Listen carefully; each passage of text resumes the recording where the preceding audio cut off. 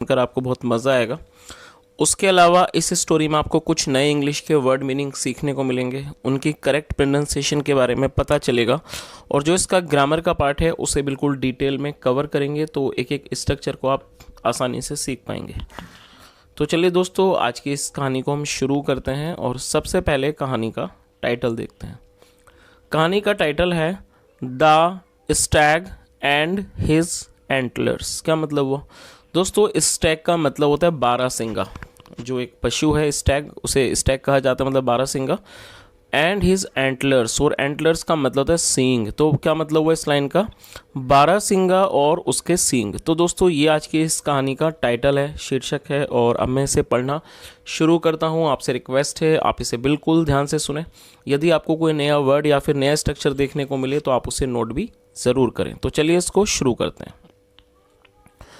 Once a stag was drinking water at a clear pool। क्या मतलब हुआ दोस्तों? ये जो हमारा वाक्य है ये पास्ट कॉन्टिन्यूस का सेंटेंस है। जब किसी भी वाक्य में was या वर्ब के बाद वर्ब की फोर्थ फॉर्म का प्रयोग किया जाता है, जैसा यहाँ पर किया गया है, तो इस तरह का जो वाक्य है वो पास्ट कॉन्टिन्यूस का वाक्य कहलाता है। इस लाइन का क्या अर्थ हुआ? वंस, एक बार, अ स्टैग मतलब एक बारहसिंगा, वॉज ड्रिंकिंग वाटर पानी पी रहा था, एट ए क्लियर पूल मतलब एक साफ तालाब में। तो इस पूरी लाइन का क्या मतलब हुआ कि एक बार एक बारहसिंगा एक साफ तालाब में पानी पी रहा था।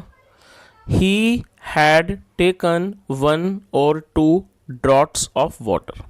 दोस्तों इस वाक्य में हेड के साथ वर्ब की थर्ड फॉर्म का प्रयोग किया, इस वाक्य में हेड के साथ वर्ब की थर्ड फॉर्म का प्रयोग किया गया है। तो जब किसी भी वाक्य में हेड के साथ वर्ब की थर्ड फॉर्म का प्रयोग किया जाता है तो इस तरह का जो वाक्य है वो पास्ट परफेक्ट का वाक्य कहलाता है। तो इस लाइन का क्या मतलब हुआ? और टेक की थर्ड फॉर्म है टेकन, जिसका मतलब होता है लेना। He had taken 1 or 2 droughts, और ड्रॉट का मतलब होता है घूंट। मतलब क्या हुआ इस लाइन का? He had taken 1 or 2 droughts of water, मतलब उसने एक या दो घूंट पानी के लिए थे या पिए थे। When his eyes caught sight, ये कैच की सेकंड फॉर्म है, और साइट का मतलब दृश्य। When his eyes caught sight of his image in the water, मतलब जब उसकी आंखों ने उस दृश्य को देखा। किस दृश्य को? ऑफ हिज इमेज, जो उसकी जो इमेज थी, उसकी जो परछाई थी, उसको देखा इन द वाटर पानी में। चलिए आगे देखिए। He fell in admiration for his beautiful antlers. क्या मतलब हुआ? और दोस्तों ये फॉल की सेकंड फॉर्म है। फॉल मतलब गिरना, और ये second form fail. He fell in admiration, और एडमिरेशन नाउन है जिसका मतलब होता है प्रशंसा। मतलब ही फेल इन एडमिरेशन, वो प्रशंसा में पड़ गया। फॉर हिज ब्यूटीफुल एंटलर्स, अपने सुंदर सींगों के लिए।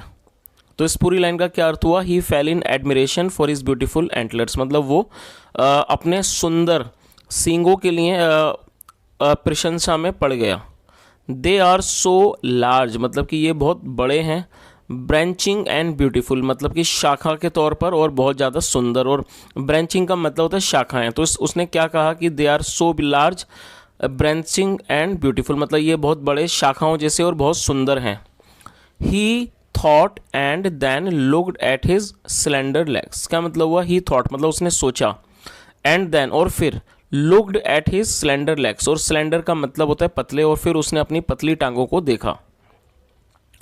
हिज लेग्स वर एज अगली एज हिज एंटलर्स वर ब्यूटीफुल। क्या मतलब हुआ? हिज लेग्स वर एज अगली एज हिज एंटलर्स वर ब्यूटीफुल, मतलब कि उसकी टांगे उतनी ही सुंदर थीं जितने उसके सींग। मतलब क्या हुआ इस लाइन का? उसकी टांगे उतनी ही अगली थी, मतलब कि बदसूरत थीं जितने सुंदर उसके सींग थे। He had hardly gone a few steps when he heard the notes of a horn। क्या मतलब हुआ? He had hardly gone a few steps। hardly का मतलब मुश्किल से, और यहाँ भी head के साथ वर्ब की थर्ड फॉर्म का प्रयोग किया गया है, go की थर्ड फॉर्म gone। ये भी हमारा पास्ट परफेक्ट का वाक्य है। तो इस लाइन का क्या मतलब हुआ? He had hardly gone a few steps, मतलब वो मुश्किल से ही कुछ कदम आगे गया था। when, जब, he heard the notes of a horn, जब उसे एक हॉर्न की आवाज़ को उसने सुना। फ्रॉम क्वाइट ए डिस्टेंस, मतलब कुछ दूरी से। चलिए आगे देखिए। तो दोस्तों यहाँ तक मतलब आपको समझ में आ गया होगा कि वो मतलब मुश्किल से कुछ ही कदम आगे गया था जब उसने किसी तरह की आवाज़ को, हॉर्न की आवाज़ को उसने सुना कुछ दूरी से। He immediately understood that hunters were after him. और दोस्तों आफ्टर का मतलब होता है किसी के पीछे होना, किसी का पीछा करना, किसी के पीछे भागना। ही इमीडिएटली अंडरस्टूड मतलब वो तुरंत समझ गया that hunters were after him. और वो क्या समझ गया कि जो हंटर्स हैं, शिकारी हैं, वर आफ्टर हिम, वो उसके पीछे हैं या उसका पीछा कर रहे हैं। He ran as fast as he could to save his life मतलब वह इतना तेज दौड़ा जितना वो अपने जीवन को बचाने के लिए कर सकता था। His nimble legs carried him over the hill side. और निम्बल एडजेक्टिव है जिसका मतलब होता है चुस्त या फिर फुर्तीले। और जो उसकी फुर्तीली जो टांगे थी, कैरिड हिम वो उसको ले गई ओवर द हिल साइड मतलब पहाड़ की ओर ले गई, हिल साइड की तरफ, पहाड़ी क्षेत्र की ओर। In front of the hunters मतलब शिकारियों के सामने से। Soon he was a long way from them और मतलब बहुत जल्दी ही वो उनसे बहुत ज़्यादा दूर था। And almost out of danger और वो लगभग खतरे से बाहर था। चलिए आगे देखिए। और दोस्तों यहाँ पर आप इस चित्र को भी देख सकते हैं कि इस चित्र के अंदर ये जो बारहसिंगा है वो तालाब पर पानी पी रहा है। तो चलिए अब आगे देखते हैं आगे क्या होता है। While running at such an enormous speed, he entered a dense wood. क्या मतलब हुआ? While running मतलब दौड़ने के दौरान, at such an enormous speed इतनी अधिक गति में दौड़ने के दौरान, he entered a dense wood. dense का मतलब घना। क्या मतलब हुआ? He entered a dense wood मतलब वह घने जंगल में प्रवेश कर गया। विद ट्रीज मतलब जो पेड़ों के साथ था, एंड बुशेस और झाड़ियों के साथ, विच ग्रीव वेरी क्लोजली टुगेदर जो बहुत ही नज़दीक उगी हुई थी। तो इस पूरी लाइन का क्या अर्थ हुआ कि दौड़ने के दौरान मतलब इतनी अधिक स्पीड में दौड़ने के दौरान वो एक घने जंगल में प्रवेश कर गया जहाँ पर पेड़ थे, शाखाएं थीं और वो बहुत ही ज़्यादा क्लोजली मतलब बहुत आसपास उगी हुई थी, बहुत पास उगी हुई थी। His beautiful large branching antlers were caught in the bushes. क्या मतलब हुआ? जो उसके जो सुंदर और बड़े और जो ब्रांचिंग मतलब जो शाखा नुमा जो उसके एंटलर्स थे, सींग थे, वर कॉट वो फंस गए। और ये कैच के सेकंड वर कॉट मतलब कि वो पकड़ में आ गया, कह सकते हैं फंस गए। किसमें? इन द बुशेस झाड़ियों में। And he was forced to stop. और फोर्स टू स्टॉप का मतलब हुआ कि वो रुकने को मजबूर हो गया। And he was forced to stop मतलब वो रुकने को मजबूर हो गया। चलिए आगे देखिए।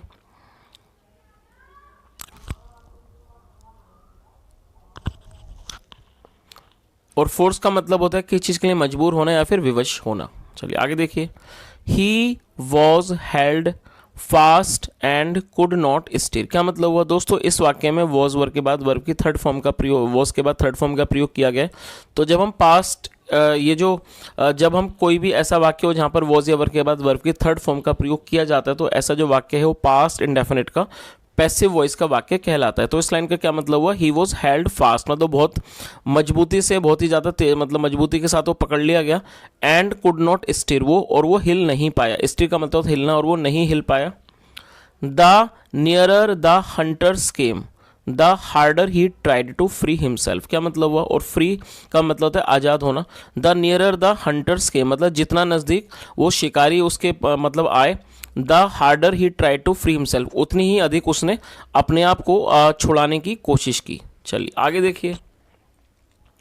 But all in when. When का मतलब होता है व्यर्थ होना, जब किसी चीज़ का फायदा ना हो। बट ऑल इन वेन मतलब लेकिन हर चीज़ व्यर्थ हो गई, किसी भी चीज़ का कोई फायदा नहीं हुआ, व्यर्थ हो गई। सून द हंटर्स अराइव्ड और जल्दी ही जो हंटर्स थे, शिकारी थे, वो आ गए। Now they could get him and kill him without any efforts. क्या मतलब वो? अब दे कुड गेट हिम, और ये जो दे है वो शिकारियों के लिए यूज़ किया गया कि they could get him and kill him without any efforts. अब वो जो शिकारी थे वो उसे बहुत ही आसानी से पा सकते थे, मतलब उसे वो पकड़ सकते थे, गेट मतलब प्राप्त कर सकते थे, एंड किल हिम और उसे मार सकते थे विदाउट एनी एफर्ट्स बिना किसी भी प्रयासों के। चलिए आगे देखिए। The stag was face to face with death. क्या मतलब हुआ? फेस टू फेस का मतलब होता है आमना सामना होना। और ये जो स्टैग था, जो बारहसिंगा था, क्या था? Was face to face with death. उसका वो मौत मतलब उसका मौत से आमना सामना हुआ, या कह सकते हैं वो मौत के आमने सामने था। ही न्यू वह जानता था that his life had come to an end. क्या मतलब हुआ इस लाइन का? He knew. और दोस्तों ये वर्ब की सेकंड फॉर्म है और ये भी हमारा पास्ट इंडेफिनिट का अफर्मेटिव वाक्य है। ही न्यू वह जानता था that his life had come to an end मतलब वह जानता था जो उसकी जो उसका जो जीवन है, जिंदगी had come to an end वो एक अंत पर आ चुकी थी। He looked at the hunters with begging eyes. Begging adjective है जिसका मतलब होता है विनती करती हुई। क्या मतलब हुआ? ही लुक्ड एट द हंटर्स, उसने शिकारियों को देखा। विद बैगिंग आइज मतलब विनती करती हुई आंखों से उसने शिकारियों को देखा। But the hunters would not spare his life, लेकिन जो हंटर्स थे, शिकारी थे, उन्होंने उसके जीवन को नहीं बख्शा। स्पेयर का मतलब छोड़ना, बख्शना, लेकिन जो शिकारी थे उन्होंने उसके जीवन को नहीं बख्शा, नहीं छोड़ा। Suddenly an arrow found its mark and the stag fell half dead. क्या मतलब वो अचानक, सडनली मतलब अचानक, एन अरो एक जो तीर था, फाउंड इट्स मार्क उसे अपना निशान मिल गया, and the stag fell half dead और वो जो स्टैग था वो नीचे गिर गया। Fail half dead, half dead मतलब आधा मरा हुआ, वो नीचे गिर गया। चलिए आगे देखिए। वाइल डाइंग, वाइल डाइंग मतलब कि मरने के दौरान। ही बिगेन थिंकिंग, और ये बिगिन की सेकंड फॉर्म है। ही बिगेन थिंकिंग, वह सोचने लगा। I was disappointed with my अगली लेग्स। क्या मतलब? और दोस्तों डिसअपॉइंटेड का मतलब होता है निराश होना, और ये एडजेक्टिव है। उसने क्या सोचा? I was disappointed with my अगली लेग्स मतलब मैं अपनी बदसूरत टांगों से निराश था। But it is these legs, लेकिन यही वो टांगे हैं, that carried me so far to safety, जो मुझे इतना दूर लेके आए। कैरिड मी मतलब जिन्होंने मुझे ढोया, सो फार इतनी दूर, टू सेफ्टी मतलब सुरक्षा, सुरक्षित जगह पर। And I was in full admiration for my beautiful antlers, और मैं जो था, I was in full admiration मतलब मैं बहुत ज़्यादा प्रशंसा में था, फॉर माई ब्यूटिफुल एंटलर्स अपने सुंदर सींगों के लिए।